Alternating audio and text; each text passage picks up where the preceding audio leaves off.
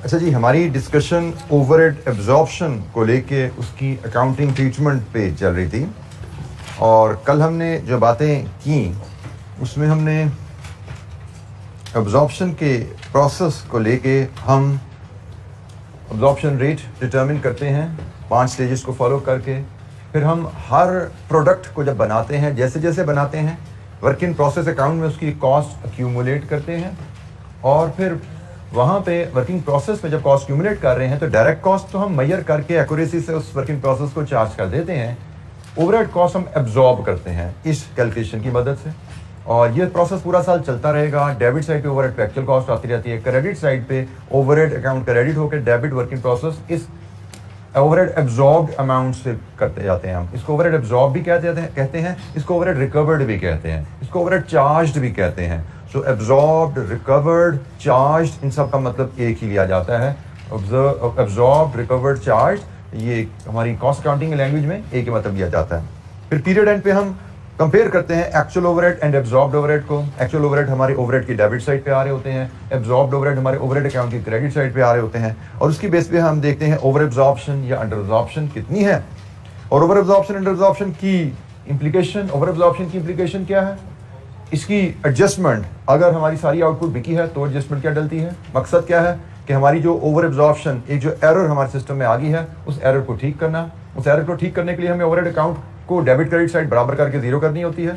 तो ये जो फैक्ट है ये ओवरहेड अकाउंट को जीरो कर देता है, डेबिट क्रेडिट साइड बराबर कर देता है और ये जो फैक्ट है over statement of cost of sale उसको रेक्टिफाई कर देता है। Over statement of cost of sale का मतलब डेबिट एक्स्ट्रा चला गया उस अकाउंट में, तो ये क्रेडिट जाके उसको एक्चुअल लेवल पे ले आता है। और इसी तरह हमने बात की थी अगर पार्शली प्रोडक्ट बिकी है तो फिर सारा कॉस्ट ऑफ सेल को क्रेडिट नहीं जाएगा, कुछ कॉस्ट ऑफ सेल को जाएगा, कुछ फिनिश गुड्स को जाएगा। अंडर स्टेटमेंट की इम्प्लीकेशन और उसकी एडजस्टमेंट एंट्रीज, इस पे भी हमारी कल बात हुई थी और हमने यहाँ तक ही डिस्कशन कल तक की थी। कोई सवाल कल के जाकर से मैंने क्विक एक रिकैप दिया कल की बातों का, किसी स्टूडेंट के जहन में कल की डिस्कशन से रिलेटेड कोई इशू, कोई चीज़ आपको समझ नहीं आई जिस पर आप मजीद क्लैरिफिकेशन चाहते हैं, पूछिए।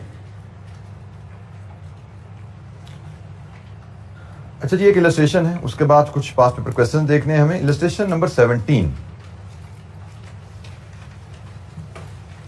ये जो इलस्ट्रेशन नंबर 17 आरएफ लिमिटेड की हमारे सामने है, इसकी कुछ मल्टीपल रिक्वायरमेंट है। Let's have a look at the requirement first. Calculate production overhead absorption rate, हमें ओवरहेड एब्जॉर्प्शन रेट डिटरमिन करने की समझ थोड़ी है। Calculate over under absorption of fixed overheads, यहाँ पे मुझे लगता है इसको थोड़ा ठीक कर लीजिए, इसको हम फिक्स्ड ओवरहेड की जगह, क्योंकि ऊपर तो ये प्रोडक्शन ओवरहेड का जिक्र कर रहा है, मार्केट प्रोडक्शन ओवरहेड, ये टाइपो है, इसको ठीक कर लीजिए, इसको प्रोडक्शन ओवरहेड्स पढ़िए। रिक्वायरमेंट में पार्ट बी में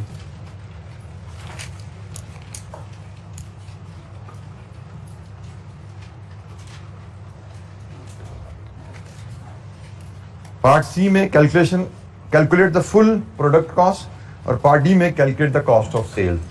production cost and cost of sales, इस पे प्रोडक्शन कॉस्ट होती है कॉस्ट ऑफ यूनिट्स प्रोड्यूस्ड, जो आपने गुड्स बनाई उनकी कॉस्ट, और कॉस्ट ऑफ सेल्स होती है जो यूनिट्स बेचे उनकी कॉस्ट। बनाया आपने 100 हैं, बेचे 50 हैं उसमें से, तो जारी बात है cost of goods manufacture production cost में 100 यूनिट्स की कॉस्ट आएगी और कॉस्ट ऑफ सेल्स में 50 यूनिट्स की कॉस्ट आएगी। अच्छा जी, जरा डाटा पढ़ते हैं फिर हम रिक्वायरमेंट को वन बाय वन एड्रेस करते हैं। RF limited manufactures and sells a range of products in its factory. Its budgeted production overheads for the year 2020 were 225,000 and budgeted direct labor hours were 75,000. So ये budgeted overhead आ गए, ये budgeted activity आ गई। Actual results in the year 2020, साल के शुरू में budget बनाया गया था, उसके बाद 2020 गुजरा, उसके actual results कंपाइल हुए। सेल्स 945,000 रुपीज़, ये रेवेन्यू हमने बुक किया है, जो हमने प्रोडक्ट बना के बेची हैं उनसे हमने इतने पैसे कमाए 945,000। Direct material cost 195,000, direct labour cost 240,000, 60,000 hours काम हुआ, ये सारा एक्चुअल डाटा है। Production overhead actual incurred 2,10,000, administration overheads 1,05,000, selling and distribution overheads 1,35,000। There was no opening और closing inventory at the beginning और end of the year. Opening या closing stock आपके पास नहीं था, ना साल के शुरू में ना साल के एंड पे। इसका क्या मतलब होता है, जितने यूनिट्स बनाए सारे बेच दिए, सिर्फ उतने ही बेचे, ठीक है।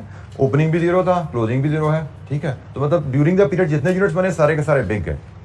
तो ये जिसका मीनिंग हो गया, the company uses an absorption costing system and production overhead is absorbed using a direct labour hour rate. Absorption costing और एब्जॉर्प्शन की बेसिस है direct labour hour rate. One by one requirement पे बात करें। Calculate production overhead absorption rate. Absorption rate का formula क्या होता है जी? ओवरहेड एब्जॉर्प्शन रेट का फार्मूला है, हमें पर लेबर आवर फार्मूला चाहिए। इसका फार्मूला होगा जी बजटेड ओवरहेड्स। कितने budgeted overheads? 225,000 divide with budgeted labour hours. 225,000 over 75,000 labour hours. Rate is ₹3 पर लेबर आवर। ये जी पहली रिक्वायरमेंट हमारी। हमें पहली रिक्वायरमेंट में चाहिए था part A production overhead absorption rate, तो एब्जॉर्प्शन रेट आ गया जी। दूसरी रिक्वायरमेंट हमारी है जी कैलकुलेट ओवर और अंडर एब्जॉर्प्शन। ओवर एब्जॉर्प्शन है या अंडर एब्जॉर्प्शन है, इस पे बात कीजिए। तो ओवर एब्जॉर्प्शन अंडर एब्जॉर्प्शन देखने के लिए हम दो चीजें देखते हैं, एक एब्जॉर्ब्ड ओवरहेड्स और इसको कंपेयर करते हैं हम एक्चुअल ओवरहेड्स से। एक्चुअल ओवरहेड क्वेश्चन में रेडीली अवेलेबल है। कितने जी? 2,10,000। और एब्जॉर्ब्ड ओवरहेड्स हम कैसे लेते हैं? एक्चुअल एक्टिविटी मतलब actual labour hours multiplied with overhead absorption rate. तो एक्चुअल लेबर आवर्स कितने हैं जी? क्वेश्चन में बताया गया है 60,000 और रेट है हमारा ₹3 पर लेबर आवर। तो एब्जॉर्ब्ड ओवरहेड्स 180,000 और हमारे ओवरहेड्स आर अंडर एब्जॉर्ब्ड और वो हैं जी अंडर एब्जॉर्ब्ड बाय 30,000। हमारा एक्चुअल ओवरहेड इनकर हुआ 210। हमने ओवरहेड जो एब्जॉर्ब किए एब्जॉर्प्शन प्रोसेस के थ्रू वो 180,000 था। तो हमारे overheads are under absorb by 30,000। This was the second requirement.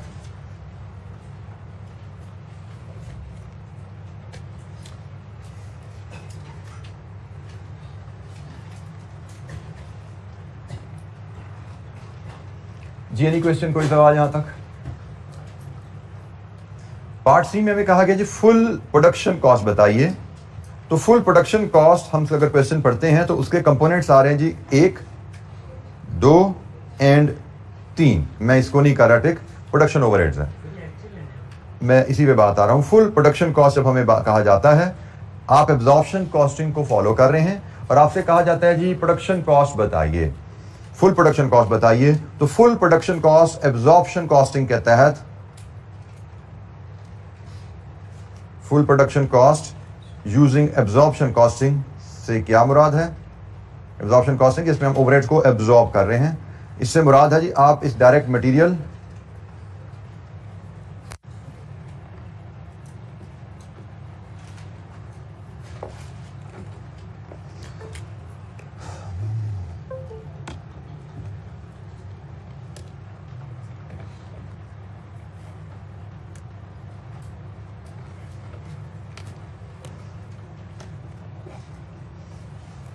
इससे मुराद है आप डायरेक्ट मटेरियल लें जो कि एक्चुअल कॉस्ट होती है।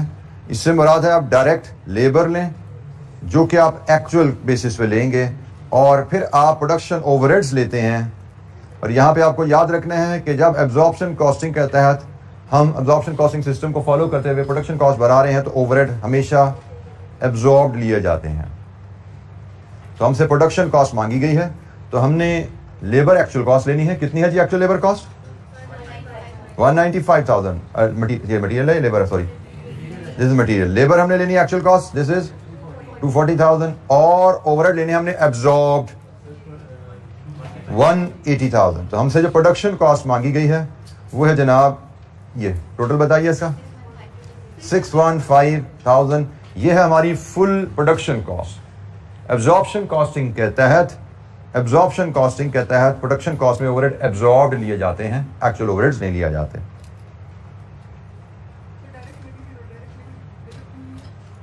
हमें प्रोडक्शन कॉस्ट कैलकुलेट करने को कहा गया बेटा, full production cost. Full production cost में क्या क्या आता है? सारी प्रोडक्शन कॉस्ट।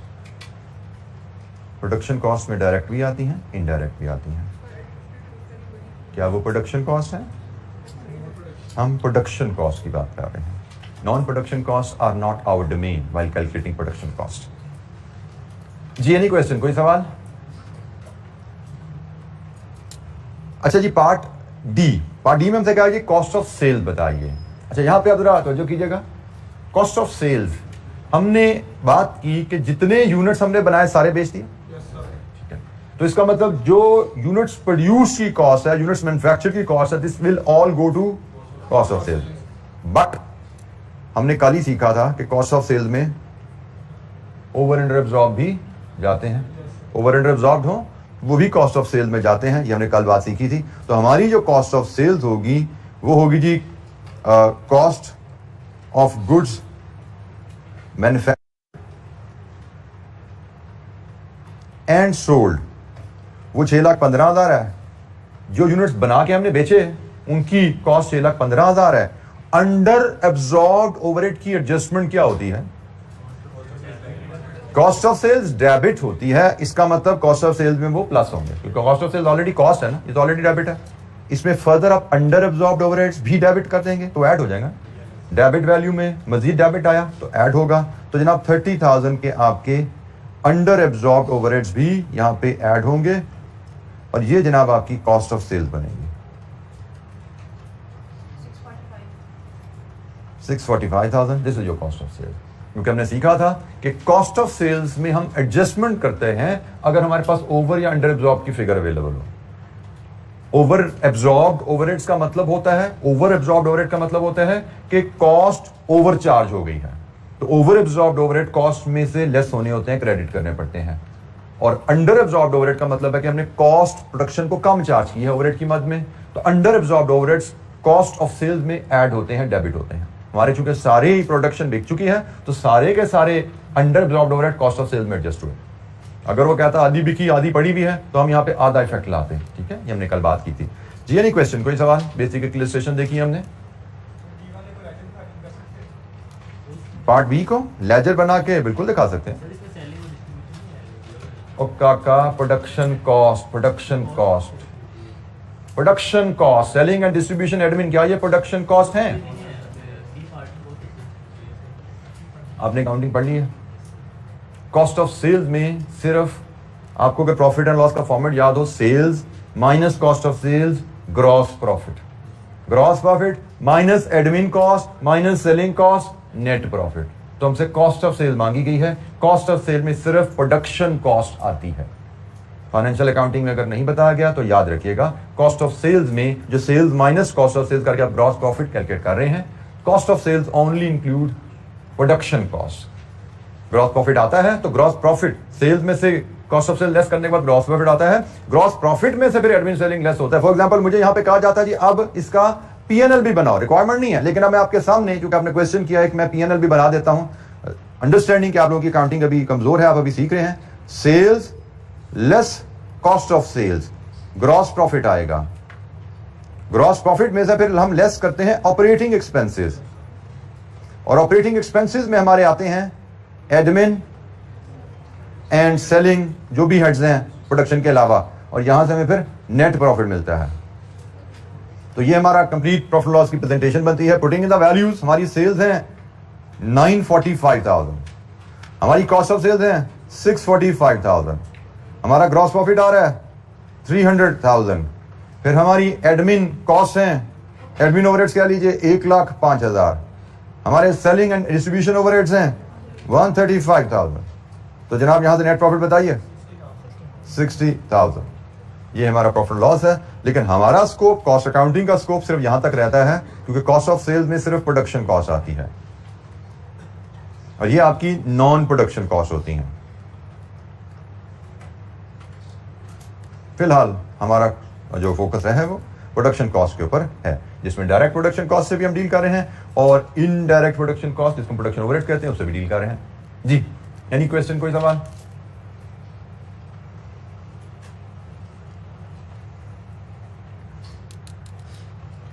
अच्छा जी, अब हम कुछ पास पेपर क्वेश्चंस को देखेंगे और रिलेटिवली पहले भी हमने कुछ क्वेश्चन देखे थे लेकिन वो थोड़ा सा इलस्ट्रेटिव स्टाइल के क्वेश्चन थे और कुछ ज्यादा पुराने क्वेश्चन थे। अब हम थोड़ा सा नए दौर में आते हैं और कुछ रिलेटिवली न्यू क्वेश्चन जो है उन पे नजर डालते हैं, जिससे सबसे पहले हमारे पास क्वेश्चन नंबर 5 है जी। हमारे पास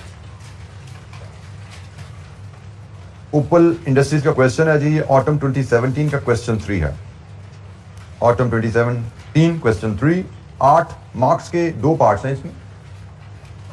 allocate actual overheads, cost of support department, support department service department एक ही बात है, actual overheads of support department to production department using repeated distribution method, ये पार्ट ए है। और पार्ट बी है compute under over applied overheads.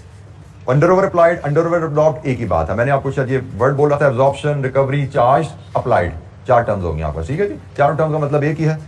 I repeat, absorbed, charged, recovered, applied, ये चारों टर्म का मतलब एक ही है। यहाँ पे उसने अप्लाइड का वर्ड यूज कर लिया तो कोई बात नहीं। तो हमें एलोकेट करने हैं actual overheads of service department to production department using repeated distribution method, और applied over under applied overheads निकालने हैं for the month of June. Let's read the data, फिर देखते हैं कैसे लेकर चलेंगे।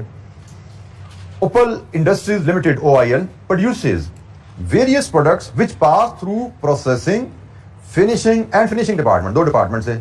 Logistics and maintenance department provide necessary support, ये सर्विस डिपार्टमेंट है जी दो। Following information is available for OIL's records for the month of June. जून का रिकॉर्ड आ गया जी। चार डिपार्टमेंट है, प्रोसेसिंग, फिनिशिंग, लॉजिस्टिक, मेंटेनेंस। इनके बजटेड ओवरहेड्स क्या हैं और स्टार के साथ बताया गया है including apportionment of overhead cost of support department. Budgeted level पे ये कॉस्ट तकसीम कर दी गई है, अपोर्शनमेंट हो चुकी है। इसके बाद अगला कॉलम है एक्चुअल, इसमें चारों डिपार्टमेंट के खर्चे दिए गए हैं, एक्चुअल कॉस्ट। और बाय द वे यही हमारी रिक्वायरमेंट है कि एक्चुअल कॉस्ट में ये जो खर्चा आ रहा है इसको हमने सपोर्ट डिपार्टमेंट से प्रोडक्शन डिपार्टमेंट को एलोकेट करना है। उसने कहा जी बजटेड में ये अपोर्शनमेंट हो चुकी है, उसने मैं नोट से बता दिया, लेकिन एक्चुअल में अभी हमने इसको तकसीम नहीं किया। एक्चुअल में इसको तकसीम करना है रिपीटेड डिस्ट्रीब्यूशन मेथड से। तो एक्चुअल डाटा में तकसीम करना हो, बजटेड डाटा में तकसीम करना हो, मेथड तो वही है, रिपीटेड डिस्ट्रीब्यूशन मेथड, हमें उसमें कोई दिक्कत नहीं आने वाली। तो जनाब ये एक्चुअल डाटा आ गया। इसके बाद मजीद उसने कहा जी डायरेक्ट लेबर आवर्स में बजटेड क्या थे और एक्चुअल क्या हुए। Cost of support departments are apportioned as under. Logistic department ने प्रोसेसिंग, फिनिशिंग और मेंटेनेंस को सर्विस दी, और मेंटेनेंस डिपार्टमेंट ने प्रोसेसिंग, फिनिशिंग और लॉजिस्टिक को सर्विस दी। तो रेसिप्रोकल सर्विसेज हैं, रिपीटेड डिस्ट्रीब्यूशन मेथड है, हमें ये ओवरहेड्स लेने हैं और इसमें सर्विस डिपार्टमेंट को रिपीटेड डिस्ट्रीब्यूशन मेथड से तकसीम करना है। 5 मार्क्स, स्ट्रेट फॉरवर्ड कैलकुलेशन है जी, कोई हमें इसमें इंशाअल्लाह चैलेंज नहीं आने वाला। Let's start question number 5। हमारे टोटल 4 डिपार्टमेंट्स हैं, 1, 2, 3 और 4, और एक कॉलम हमें बेसिस के लिए चाहिए होता है। ये जी हमारा फॉर्मेट होता है, स्टैंडर्ड फॉर्मेट है रीअपोर्शनमेंट के लिए, बेसिस हैं, और हमारे पास जो डिपार्टमेंट 4 गिवन है, processing, finishing, logistics and maintenance. मैंने एब्रीवेट कर दिया जी इनको, जरा एक फर्स्ट लेटर से लिख दिया इनको। और हमारे पास एक्चुअल ओवरहेड्स की डिटेल हमें दी गई है हर डिपार्टमेंट की, 536,000, 258,000, 56,700 एंड 45,000। ये जी हमारे पास एक्चुअल ओवरहेड्स गिवन है, और हमसे कहा गया रिपीटेड डिस्ट्रीब्यूशन को अप्लाई कीजिए। रिपीटेड डिस्ट्रीब्यूशन के लिए हमारे पास लॉजिस्टिक्स की भी रेशियोज अवेलेबल है परसेंटेजेस में, और मेंटेनेंस की भी परसेंटेजेस अवेलेबल हैं। हम इनको फीड करते हैं। लॉजिस्टिक्स की हैं जी 50, 40 एंड 10, ये परसेंटेजेस हैं, और मेंटेनेंस की हैं 35, 45 एंड 20, ये भी परसेंटेज में है। ठीक है जी। तो हमने इस डाटा को लेकर अब रीअपोर्शनमेंट करनी है। हम पहले लॉजिस्टिक्स को कर लें, पहले मेंटेनेंस को कर लें, वी आर एट लिबर्टी। लेकिन क्योंकि मेरे पास पहले लॉजिस्टिक्स सीक्वेंस में आ रहा था, मैंने इसको लिख लिया जी। सबसे पहले लॉजिस्टिक्स 56,700 को तकसीम करना है। इसका 50%, इसका 40% और इसका 10%, 5670। इसके बाद बारी आती है मेंटेनेंस की। मेंटेनेंस की कॉस्ट अब तकसीम होगी 50670। मेंटेनेंस के पास अब टोटल खर्चा हो चुका है 50670, दोनों को सम करके इसको तकसीम करना है। इसका 35%, इसका 45%, 802 राउंड ऑफ करके लिखेंगे, तो इसका 20%, 10134। जी जी जी, एक डिस्ट्रीब्यूशन हमारी कंप्लीट हुई। हमने जो बात सीखी थी कि हम 3 डिस्ट्रीब्यूशन मैक्सिमम करेंगे, फिर लॉजिस्टिक्स एंड मेंटेनेंस, उसके बाद फिर लॉजिस्टिक्स एंड मेंटेनेंस, और यहाँ पे फिर हम लाइन ड्रॉ कर देंगे। हमने ये डिस्कशन की थी कि हम इस तरह प्रेजेंट करते हैं, मैक्सिमम 3 डिस्ट्रीब्यूशन तक हम जाएंगे। तो जनाब अब बारी है अगेन लॉजिस्टिक्स की, और 10134 को हमने तकसीम करना है, और यही बेसिस जो लिखी हुई है इसी को यूज़ करेंगे। 5067 40%, 4055 और 10% 1013।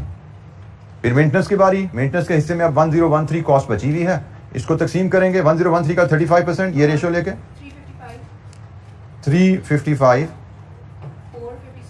456 203। लीजिए जी, ये दूसरी डिस्ट्रीब्यूशन भी कंप्लीट होगी। अब लास्ट राउंड ऑफ डिस्ट्रीब्यूशन पे जाएंगे, जिसमें सबसे पहले हम ये 203 को डिस्ट्रीब्यूट करेंगे, और इसको ये मेंटेनेंस की बेसिस पे जाना है। इसमें सॉरी ये लॉजिस्टिक्स की है, लॉजिस्टिक्स की ये बेसिस है जो हमारे पास 50%, 102 40%, 81 और ये 20 हो गया। और नाउ लास्ट स्टेप 20 को हमने तकसीम करना है, और इसके लिए मैं एक बार फिर आपको याद दहानी के लिए लिख दूं, हम मेंटेनेंस को तकसीम करने जा रहे हैं। अब 35 45 और 20% नहीं होगा, अब हमने सर्विस को हिस्सा नहीं देना, अब 35 और 45 में इसको तकसीम करना है। तो मतलब 35/80 एंड 45/80, तो 25 का 35/80 sorry 8.75 will make it 9 and this will be 11। 20 का 45/80, ये 35/80 है, ये 45/80 है, 11 राउंड ऑफ करके 11। तो ये जनाब हमारा कंप्लीट हुआ। तो हमारा पहला जो काम था एक्चुअल ओवरहेड्स, हमने सर्विस डिपार्टमेंट या सपोर्ट डिपार्टमेंट से ओवरहेड निकाल के सारे प्रोडक्शन डिपार्टमेंट में कंप्लीट कर दिए। सम करके बताइए कितना सम आता है? 587 618 और नेक्स्ट डिपार्टमेंट 308 085। लीजिए जी, एक्चुअल ओवरहेड्स प्रोडक्शन डिपार्टमेंट्स के हमारे पास आ गए। This was our first part A 5 marks के जी एलोकेट कीजिए सपोर्ट डिपार्टमेंट के ओवरहेड्स प्रोडक्शन डिपार्टमेंट्स को using repeated distribution method.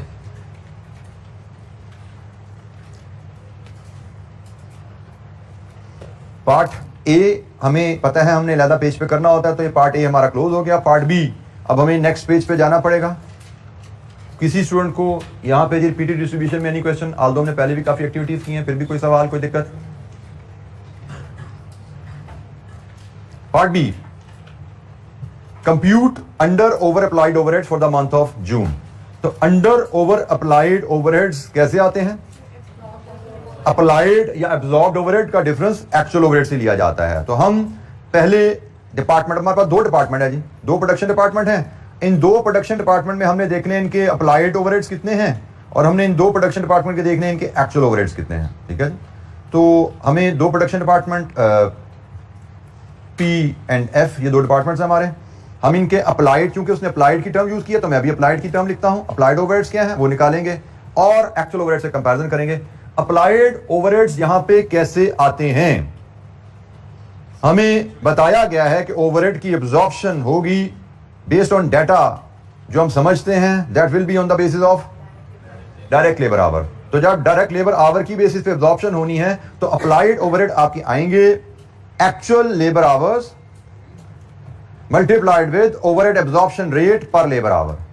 This should give you applied overhead for each department, और इस applied overhead को आप actual overhead से कंपेयर करेंगे, जो कि ऑलरेडी आप पार्ट ए में ले चुके हो। एक्चुअल ओवरहेड्स आपके पास पार्ट ए में जो फिगर्स आ रही हैं ये जनाब 587 618 एंड 308 085। ये जी आपका फॉर्मेट आ गया। अप्लाइड ओवरहेड निकालेंगे और उसको एक्चुअल ओवरहेड से कंपेयर करेंगे। अप्लाइड ओवरहेड कैसे आएंगे? एक्चुअल लेबर आवर्स को ओवरहेड एब्जॉर्प्शन रेट पर लेबर आवर से मल्टीप्लाई करना, अप्लाइड ओवरहेड लेना। अप्लाइड ओवरहेड को actual overhead already part A में आप ले चुके हैं, उससे कंपैरिजन करके ओवर या अंडर अप्लाइड ओवरहेड्स आप लेंगे। तो हम करेंगे क्या कि ओवर को विदाउट ब्रैकेट और अंडर को इन ब्रैकेट शो कर देंगे। जिसका मर्जी शो कर दो, फर्क नहीं पड़ता। ओवर को ब्रैकेट में डाल दो, कोई फर्क नहीं पड़ता। मकसद है कि डिफरेंशिएट हो जाए हमारे, कहाँ पे ओवर है कहाँ पे अंडर है। जी ये हमारा प्लान है, अब इस प्लान को हमने पॉपुलेट करना है। Any question? No issue.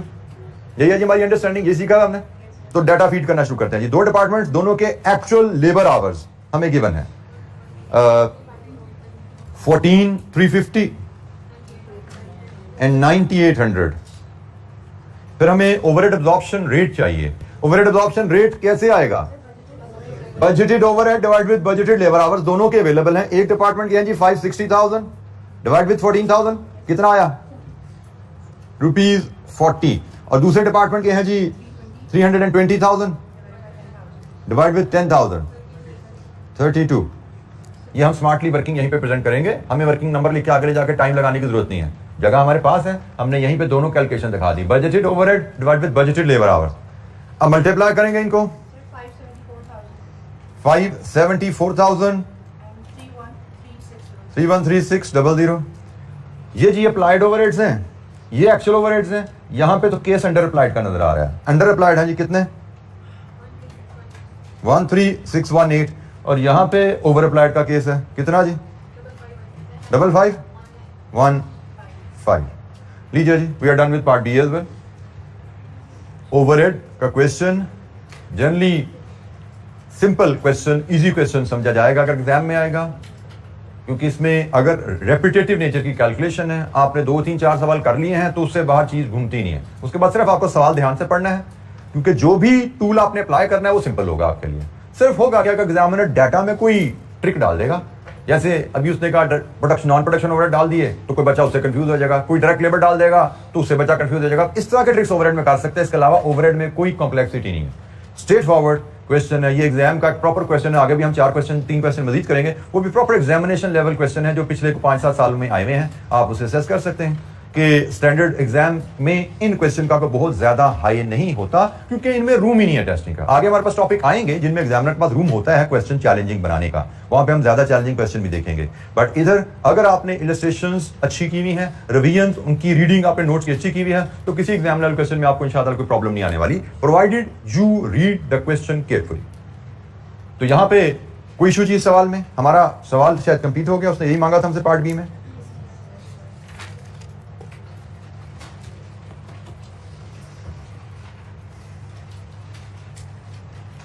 अच्छा, जब हम जरा पार्ट क्वेश्चन 6 को देखेंगे। क्वेश्चन 6 देखते हैं जी इसमें क्या कुछ हमें कोई नया मिलता है या नहीं मिलता। और मैं फिर एक बार बता दूं, प्रेजेंटेशन का फॉर्मेट मैटर नहीं करता। मेरा फॉर्मेट जो मैंने आपसे क्लास में शेयर किया एग्जामिनर के फॉर्मेट से डिफरेंट है, इससे फर्क नहीं पड़ता। As long as we are getting the same answer, right answer, कोई इशू नहीं है। बस एक सिर्फ ख्याल रखना होता है, मैं बार बार बताता हूं कि फॉर्मेट एफिशिएंट होना चाहिए। हम कोई ऐसा फॉर्मेट ना ले लें जिसमें हमारा टाइम ज्यादा लग जाए, हमें फॉर्मेट को एफिशिएंट रखना है। मैंने एक फॉर्मेट से सवाल किया, एग्जामिनर का फॉर्मेट देखा, मैंने जो सोच के फॉर्मेट किया था, एग्जामिनर का फॉर्मेट मैंने देखा, मुझे लगा एग्जामिनर का फॉर्मेट तो बड़ा शॉर्ट है, फिर मैं उस फॉर्मेट को समझ लूंगा, यार ये इसने कैसे बनाया था, इसमें तो बड़ा टाइम बचता है, फिर मैं सीख लूंगा। लेकिन मुझे लगा भी मेरा भी इतना सवाल इतने से एरिया में हुआ है, इसका भी इतने से एरिया में है, तो मुझे भी समझने की जरूरत नहीं उसने कैसे कॉलम रोज बनाया। मेरी presentation okay, I am okay with it. अच्छा जी, अंबर लिमिटेड का सवाल है क्वेश्चन 6। इसमें कुछ डाटा डिफरेंटली प्रेजेंट किया गया है। Let's read the requirement. Budgeted overhead application rate for each department. ये मुझे ऊपर ये लिखा तो नहीं हुआ था, लेकिन शायद वो कह रहा है कि कैलकुलेट, ये वर्ड जो है कैलकुलेट का शायद यहां मिसिंग हो गया। Calculate budgeted overhead application rate for each department. Application rate, absorption rate, recovery rate, charge rate, same बात। तो एप्लीकेशन रेट बनाना है, the total and departmental actual cost for each unit. Her product की total cost क्या है, हर product की departmental cost क्या है, actual cost, ठीक है जी, फॉर ईच प्रोडक्ट ये बनानी है जी हमने। और इसके बाद कहते हैं जी ओवर और under applied overheads for each department. हर डिपार्टमेंट के ओवर अंडर अप्लाइड ओवरहेड्स बनाने हैं। तो लेट्स रीड द क्वेश्चन और फिर वन बाय वन इनको एड्रेस करना शुरू करते हैं। Amber limited manufactures a single product. Following information pertaining to the year 2024 has been extracted from records of the company's 3 production department. Budgeted data है और actual data भी है, तीनों डिपार्टमेंट्स का। हमें क्या क्या अवेलेबल है, मटेरियल की cost rupees in million, budgeted भी है, एक्चुअल भी है। लेबर आवर्स बजटेड भी है, एक्चुअल भी है। मशीन आवर्स बजटेड भी है, एक्चुअल भी है। ये तीनों डिपार्टमेंट का डाटा, मटेरियल कॉस्ट है, लेबर आवर्स हैं, मशीन आवर्स हैं। हर डिपार्टमेंट का बजटेड डाटा, हर डिपार्टमेंट का एक्चुअल डाटा अंडर 3 हेड्स हमें गिवन है। आगे चलते हैं जी। एल प्रोड्यूस्ड 3.57 मिलियन यूनिट्स, ये प्रोडक्शन की डिटेल आ गई। प्रोड्यूस का मतलब एक्चुअल प्रोडक्शन हमारी 3.57 मिलियन है during the period. The budgeted labour rate is ₹120 per hour. Budgeted labour rate, हमने लेबर को सैलरी देनी थी 120 पर आवर के हिसाब से। The overheads of department A is budgeted at 5 million. Department A के budgeted overhead for department B at 15% of direct labour cost. Department B का budget overhead का 15% ऑफ लेबर कॉस्ट था और डिपार्टमेंट सी का budget 5% of prime cost था of the respective department. जिस department की बात कर रहे हैं उसी डिपार्टमेंट की डिटेल्स के मुताबिक। सो सी का आपका जो बजट था, एस्टीमेट था 5% of prime cost. Prime cost क्या होता है? डायरेक्ट कॉस्ट का सम। इसमें डायरेक्ट मटेरियल भी आएगा, इसमें डायरेक्ट लेबर भी आएगी और इसमें डायरेक्ट एक्सपेंसेस भी आते हैं अगर अवेलेबल हो। इस क्वेश्चन में डायरेक्ट एक्सपेंसेस का जिक्र नहीं है, डायरेक्ट मटेरियल डायरेक्ट लेबर है, बट इसका मतलब ये नहीं कि आप आगे चल के डेफिनेशन ही भूल जाओ। डायरेक्ट एक्सपेंसेस भी प्राइम कॉस्ट का हिस्सा होते हैं। Prime cost is sum of direct cost, all direct cost. अच्छा जी, ओवरहेड्स आर एलोकेटेड। अब यहां पे जो मैं आपसे कहता हूं गलत टर्म यूज करता रहता है, बेसिकली यहां पे राइट टर्म इज एब्जॉर्ब्ड या अप्लाइड होना चाहिए था। तो overheads are allocated on the following basis. Department A में मशीन आवर की बेसिस पे एब्जॉर्ब होते हैं या अप्लाई होते हैं। डिपार्टमेंट बी में लेबर आवर की बेसिस पे अप्लाई होते हैं। डिपार्टमेंट सी में परसेंटेज ऑफ प्राइम कॉस्ट की बेसिस पे अप्लाई होते हैं। ये भी एक एप्लीकेशन की बेस होती है। मैंने, अगर आपको याद हो, जब हमने एब्सॉर्प्शन रेट की स्लाइड खोली थी उसमें 5 बेसिस लिखी थी। मैंने 2 कहा था भी होल्ड कर लो, आगे चल के आ जाएंगे, फिर बात कर लेंगे उस पर। 3 को हम डिस्कस करके चलते आ रहे हैं। तो उन 2 में से एक बेस ये थी, as the percentage of prime cost. इसकी एप्लीकेशन लेंगे तो 5वीं बेस आपको खुद बहुत समझ आ जाएगी वो क्या थी। कभी पढ़ोगे जाकर रिवीजन में तो आपको कोई दिक्कत नहीं होगी उसको पढ़ते हुए। तो एनीवेज, हमें उससे कहा 3 डिपार्टमेंट्स हैं, तीनों की एब्जॉर्प्शन या एप्लीकेशन, ओवरहेड एप्लीकेशन की बेस क्या है। देयर वाज नो बिगिनिंग और ending inventory in any of the production department. इसका मतलब वही होता है जो हमने पहले डिस्कस किया, जितनी प्रोडक्शन सारी बिकी। अब हमें इस इंफॉर्मेशन की जरूरत है या नहीं है, ये तो हम रिक्वायरमेंट को एड्रेस करने निकलेंगे तो पता लगेगा। तो सबसे पहले हम बात शुरू करते हैं जी पार्ट ए पे, budgeted overhead application rate. Department A का मशीन आवर बेसिस पे, डिपार्टमेंट बी का लेबर आवर बेसिस पे, डिपार्टमेंट सी का percentage of prime cost basis पे रेट हमें डिटरमिन करना है। तो let's start with department A. हम क्वेश्चन नंबर 6 पार्ट ए की बात कर रहे हैं। हमें ओवरहेड एप्लीकेशन रेट डिटरमिन करने को कहा गया है पार्ट ए में। और ओवरहेड एप्लीकेशन रेट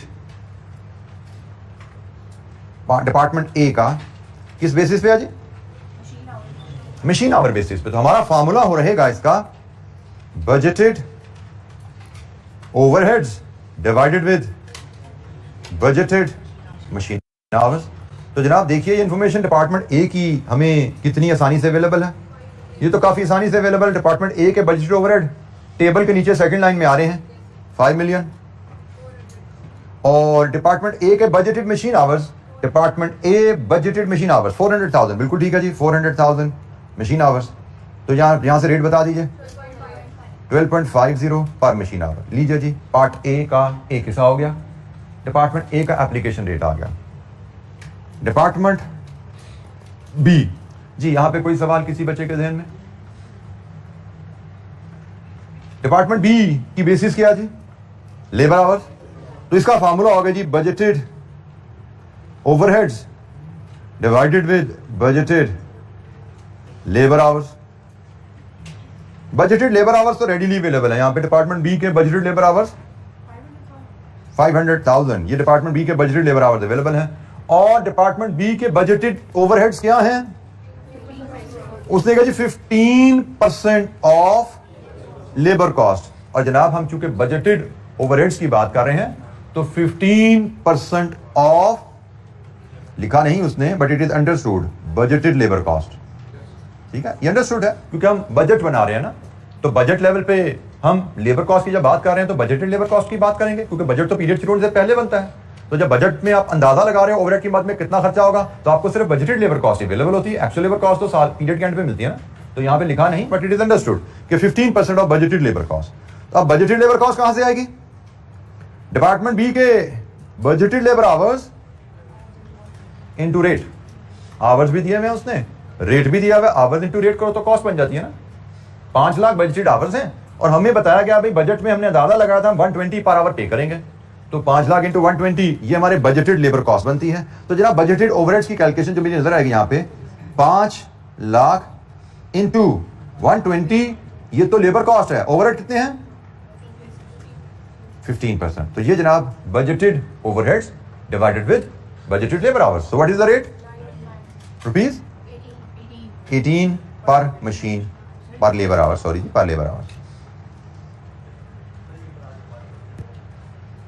जी बेटा हाथ खड़ा करके सवाल पूछिए. बेटा सवाल पढ़िए.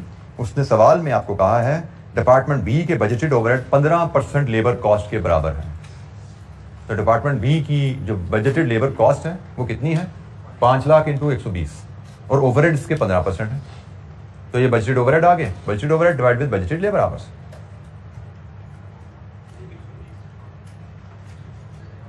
120 पर आवर आपको रेट लेबर का गिवन है. टेबल के नीचे पहली लाइन का आखिरी वर्ड. जी any question? 5 lakh budgeted labour hours हैं, 120 रुपए पर आवर बजटेड कॉस्ट है. तो ये टोटल बजटेड लेबर कॉस्ट बन गई पूरे पीरियड की. इसका 15% हमारे बजटेड ओवरहेड्स हैं क्वेश्चन में जो गिवन है. अच्छा जी, डिपार्टमेंट सी में हमें क्या बेसिस बताई गई एब्जॉर्प्शन की? As a percentage of prime cost. अब तो कीजिएगा इसका फार्मूला क्या होगा? इसका फार्मूला रहेगा जी budgeted overheads divided with budgeted prime cost. ये जी फार्मूला होता है, परसेंटेज में इसको लिया जाता है. ये ओवरहेड एब्जॉर्प्शन रेट अगर आपने किसी ऐसी बेस पे डिटरमिन करना जो रुपीज में है, कॉस्ट भी रुपीज में है, बेस भी रुपीज में है, तो परसेंटेज में ही आएगा ना फिर फार्मूला. जैसे हमने अपोर्शनमेंट में बात की थी, यहां पे कॉस्ट रुपीज में है, बेसिस आवर्स में है, तो रुपीज पर लेबर आवर आ गए. यहां पे कॉस्ट रुपीज में है, बेसिस मशीन में है, रुपीज पर मशीन आवर आ गए. यहां पे कॉस्ट भी रुपीज में है, बेस भी रुपीज में है, तो ये यकीनन परसेंटेज में ही आता है. तो हमें budgeted overhead over budgeted prime cost करें तो हम यहां से रेट डिटरमिन कर सकते हैं. लेकिन इस क्वेश्चन में एग्जामिनर ने ये रेट ऑलरेडी हमें दिया हुआ है. We don't have to calculate it. उसने क्वेश्चन में हमें दिया हुआ है. उसने कहा जी आपका डिपार्टमेंट सी में 5% ऑफ प्राइम कॉस्ट, ओवरहेड आपका 5% ऑफ प्राइम कॉस्ट होता है. अगर तो उसने ये रेट ना दिया होता, उसने हमें बताया होता कि डिपार्टमेंट सी में इतने ओवरहेड्स लगेंगे और इतनी प्राइम कॉस्ट लगेगी बजटेड, तो हम रेट निकाल लेते. Budgeted overhead divide with budgeted prime cost. अब उसने हमें रेट ही ऑलरेडी दे दिया. ठीक है, तो हमें ये कैलकुलेशन परफॉर्म करने की जरूरत नहीं है. फार्मूला सिर्फ मैंने आपकी लर्निंग के लिए लिखा है, otherwise rate is given in the question. अब ये हमारा पहला पार्ट कंप्लीट हुआ. बजट ओवरहेड एब्जॉर्प्शन रेट यहां पे क्या होगा? अप्लाई कैसे करेंगे? जब प्रोडक्ट पे डिपार्टमेंट ए पे जितने मशीन आवर लगे, प्रोडक्ट की machine hours into rate overhead absorption. जितने लेबर आवर लगे, labour hour into rate absorption overhead absorb आ गए. यहां पे देखते हैं हम इसके लिए इस प्रोडक्ट पे कितनी प्राइम कॉस्ट लगी. Prime cost into rate will be overhead absorb. मतलब एक प्रोडक्ट पे आपकी प्राइम कॉस्ट 100 रुपए लगी है तो उसमें 5 रुपए ओवरहेड एब्जॉर्ब करेंगे. एक प्रोडक्ट पे आपकी कॉस्ट 1000 रुपए लगी है, उसमें आप 50 रुपए के ओवरहेड एब्जॉर्ब करेंगे. सो ओवरहेड का एब्जॉर्प्शन रेट अपने as a percentage of prime cost निकाली है कि भाई जितनी प्राइम कॉस्ट लगेगी उसका 5% हम ओवरहेड की मद में डाल देंगे. यहां पे क्या है? जितने इस प्रोडक्ट को बनाने में लेबर आवर लगेंगे 18 रुपए के हिसाब से ओवरहेड डाल देंगे. यहां पे क्या है? प्रोडक्ट को बनाने में जितने मशीन आवर लगेंगे 12.5 के हिसाब से ओवरहेड डालेंगे. और यहां पे क्या है? जितनी प्राइम कॉस्ट लगेगी 5% के हिसाब से ओवरहेड डाल देंगे. उसमें एस्टिमेशन ही है, तो एस्टिमेशन आप लेबर आवर पे बेसिस पे कर लो, मशीन आवर की बेसिस पे कर लो, प्राइम कॉस्ट की बेसिस पे कर लो. This and also approved base which is used in absorption costing. जी पार्ट ए. अच्छा जी, अब आइए पार्ट बी पे.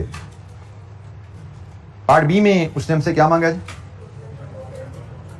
Total and departmental actual cost for each unit.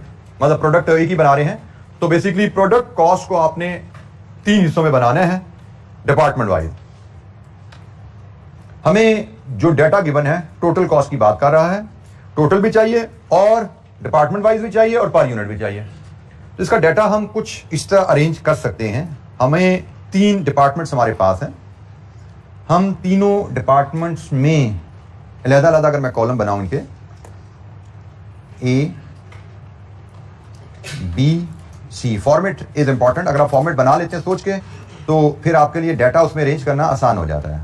हमें total and departmental actual cost चाहिए. तो हमारे पास जो प्रोडक्ट कॉस्ट की जब हम बात करते हैं तो प्रोडक्ट कॉस्ट में हमारे पास जो डाटा अवेलेबल है, एक मटेरियल, एक लेबर और एक ओवरहेड्स।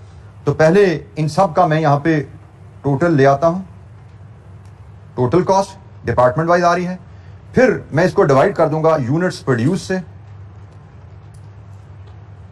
तो मुझे कॉस्ट पर यूनिट आ जाएगी ए में, बी में, सी में, और फिर इसका टोटल कर दूंगा तो ये department wise cost per unit है,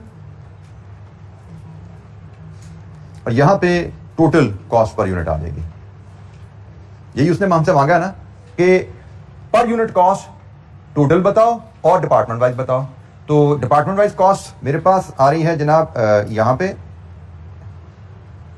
हर डिपार्टमेंट में ए में, बी में, सी में पर यूनिट कॉस्ट कितनी लगी, total cost divide with unit produce, और जब मैं हर डिपार्टमेंट में जो कॉस्ट लगी उसका सम कर दूंगा तो मेरे पास टोटल कॉस्ट पर यूनिट आ जाएगी। तो department wise cost per unit और टोटल कॉस्ट पर यूनिट, ये दो चीजें उसने हमसे मांगी हैं। तो इस टेबल को पॉपुलेट करेंगे, एंड में हमारे पास डाटा आएगा, और इस टेबल को पॉपुलेट करने में यूनिट प्रोड्यूस तो मेरे पास सबसे पहले रेडीली अवेलेबल है। यूनिट प्रोड्यूस उसने मुझे मिलियन में बताए हैं 3.57, और एक प्रोडक्ट तीनों डिपार्टमेंट से गुजर के बनती है, हम तो एक ही प्रोडक्ट बनाते हैं, तो इसका मतलब तीनों डिपार्टमेंट में 3.57 मिलियन यूनिट्स पे काम हुआ ना। हमने पूरे पीरियड में ना ओपनिंग स्टॉक है ना क्लोजिंग स्टॉक है, 3.57 मिलियन यूनिट्स बनाए हैं, तो 3.57 मिलियन हर डिपार्टमेंट से गुजरे हैं तभी प्रोडक्ट कंप्लीट हुई है। तो हर डिपार्टमेंट ने 3.57 मिलियन यूनिट्स पे काम किया है। अब हम हर डिपार्टमेंट की कॉस्ट देखते हैं। मटेरियल की कॉस्ट एक्चुअल रेडीली अवेलेबल है रुपीज इन मिलियन में। मटेरियल की cost actual rupees in million में अवेलेबल है, मिलियन में ही लेकर चलते हैं, 80 मिलियन, बी में 150 मिलियन, सी में 120 मिलियन। मटेरियल की cost actual material cost rupees in million हमें रेडीली अवेलेबल है। फीड कर दिया आपने, ये जी मटेरियल की कॉस्ट हमारे पास यहां पे ये अवेलेबल है, ये मैंने फीड कर दिया। अब मुझे एक्चुअल लेबर कॉस्ट चाहिए। अच्छा, लेबर कॉस्ट तो नहीं दी गई, एक्चुअल आवर्स अवेलेबल है। एक्चुअल लेबर आवर्स मिल जाएं तो फिर मुझे उनको मल्टीप्लाई करना है एक्चुअल रेट से, फिर कॉस्ट आ जाएगी। क्या मुझे एक्चुअल रेट अवेलेबल है? ये बजटेड रेट है बेटा, दिस इज बजटेड रेट। मुझे एक्चुअल रेट चाहिए। बजटेड मतलब पीरियड के शुरू में जो अंदाजा लगाया था, मुझे एक्चुअल चाहिए। एक्चुअल रेट यहां पे अवेलेबल नहीं है, मुझे एक्चुअल चाहिए, बजटेड अवेलेबल है। I have no option but to assume कि एक्चुअल भी इसके बराबर ही रहा होगा। अब इस तरह की assumption आपके क्वेश्चन में अब चलती रहेंगी। बजट है हमारा पीरियड के शुरू में अंदाजा, एक्चुअल पीरियड के एंड पे भाई कितना खर्चा असल में कितना पर आवर पे किया हमने। हमें एक्चुअल चाहिए, क्वेश्चन में अवेलेबल नहीं है, बजट को ही हम एक्चुअल के बराबर फिर अज्यूम करते हैं। कभी हमें एक्चुअल चाहिए, क्वेश्चन में अवेलेबल नहीं है, तो क्वेश्चन में जो रेट अवेलेबल है हम अज्यूम कर लेते हैं यही एक्चुअल भी रहा होगा। हमारा अंदाजा एक्चुअल भी हमारे अंदाजे के मुताबिक रहा होगा, तो हम इस 120 को ही लेके चलेंगे। तो एक्चुअल आवर्स इनटू 120, तो चूंकि हम मिलियंस में काम कर रहे हैं तो डिपार्टमेंट ए के मैं 0.22 मिलियन आवर्स लूंगा और इसको 120 से मल्टीप्लाई करूंगा। तो डिपार्टमेंट ए की कॉस्ट कितनी आई लेबर की मिलियंस में? 20। Department B 40। डिपार्टमेंट बी के मैं एक्चुअल आवर्स लूंगा, 530,000 का मतलब 0.53 मिलियन, इसको 120 से मल्टीप्लाई करूंगा जी, 63.60। डिपार्टमेंट सी 240,000 मतलब 0.24 मिलियन लूंगा और इसको मैं मल्टीप्लाई करूंगा 120 से, तो इसकी कॉस्ट 28.80। मिलियंस में वैल्यूज हो तो 2 डेसिमल तक लिखते हैं, ये हमारी प्रैक्टिस होती है जी। एनी क्वेश्चन, कोई सवाल जी?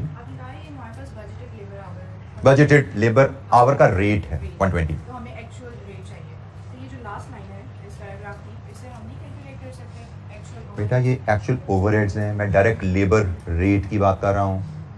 These are actual overheads, indirect cost, मैं डायरेक्ट लेबर के आवरली रेट की बात कर रहा हूं। ठीक है जी। एनी जी बेटा, बेटा अगर फाइंड कर सकेंगे तो जरूर करेंगे हम। अगर हम कर सकें, इफ डाटा परमिट्स कि आप एक्चुअल रेट क्वेश्चन से निकाल सके तो निकालेंगे, उसके मार्क्स होंगे आपके लिए बेटा। बट यहाँ पे there is no such data कि आप यहाँ से एक्चुअल लेबर का रेट निकाल सको। There is no such data कि आप एक्चुअल लेबर का रेट निकाल सको, इसलिए हमने अज्यूम किया अगर डाटा है तो उसके एग्जामिनर ने मार्क्स रखे होंगे, 1 नंबर 2 नंबर उसके होंगे कि एक्चुअल रेट आप कैसे निकालोगे, किस डाटा को यूज करके निकालोगे। बट यहाँ पे ऐसा कोई डाटा नहीं है जहां से आप एक्चुअल लेबर कॉस्ट डिटरमिन कर सकें। अच्छा जी, अब बात आई ओवरहेड्स पे। अब यहाँ पे आपकी तवज्जो चाहिए। अभी थोड़ी देर पहले मैंने आपसे बात की थी कि जब एब्जॉर्प्शन कॉस्टिंग यहाँ पे आप फॉलो कर रहे हो, यहाँ पे एब्जॉर्प्शन कॉस्टिंग फॉलो कर रहे हैं ना, जब आप एब्जॉर्प्शन कॉस्टिंग फॉलो कर रहे हो, आपसे कहा जाए प्रोडक्शन कॉस्ट निकालो, तो आप ओवरहेड कौन से लेते हो? एक्चुअल या एब्जॉर्ब्ड? एब्जॉर्ब्ड। जब आप एब्जॉर्प्शन कॉस्टिंग फॉलो कर रहे हो, आपसे कहा जाए प्रोडक्शन कॉस्ट निकालो, तो आप ओवरहेड एब्जॉर्ब्ड प्रोडक्शन कॉस्ट में ऐड करते हैं। लेकिन यहां का क्वेश्चन आप ध्यान से जब पढ़ते हैं तो यहां पे उसने आपसे प्रोडक्शन कॉस्ट निकालने को नहीं कहा, उसने आपसे एक्चुअल कॉस्ट निकालने को कहा है। तो जब एग्जामिनर ने लिख दिया एक्चुअल कॉस्ट, तो फिर अपनी फनकारी नहीं लगानी। वो हमें पता है कि वो कहेगा सिर्फ कॉस्ट, कहता है ना कि एब्जॉर्प्शन कॉस्टिंग कहता है सिर्फ कॉस्ट निकालो या प्रोडक्शन कॉस्ट निकालो, तो फिर हमने ओवरहेड एब्जॉर्ब डाल लेते। लेकिन उसने कहा है एक्चुअल कॉस्ट निकालो, तो अब हमने ओवरहेड एब्जॉर्ब यहां पे नहीं डालने। अगर ये वर्ड यहां पे मिसिंग होता तो मैं उस डिटेल में ओवरहेड एब्जॉर्ब लेता, लेकिन इस वर्ड के आने के बाद मैं उस डिटेल में एक्चुअल ओवरहेड्स लूंगा, और एक्चुअल ओवरहेड्स मुझे गिवन है। तो जनाब बताइए, डिपार्टमेंट ए के actual overheads 5.35 million, department B 8.9, department C 7.45। Sum कीजिए डिपार्टमेंट ए की टोटल कॉस्ट, ये टोटल एक्चुअल कॉस्ट है जी, 111.75, बी 222.50, 156.25। अब इनको रिस्पेक्टिव यूनिट से डिवाइड कीजिए, डिपार्टमेंट वाइज कॉस्ट आएगी, ये अब रुपीज में आएगी, क्योंकि ये भी रुपीज इन मिलियन है, ये भी यूनिट्स इन मिलियन है, तो मिलियन मिलियन से डिवाइड होगा, आंसर आपका रुपीज में आने वाला है। तो बोलिए जनाब, रुपीज में 31.30, 62.832 जी। नेक्स्ट 7 सम कीजिए, this is your total cost per unit.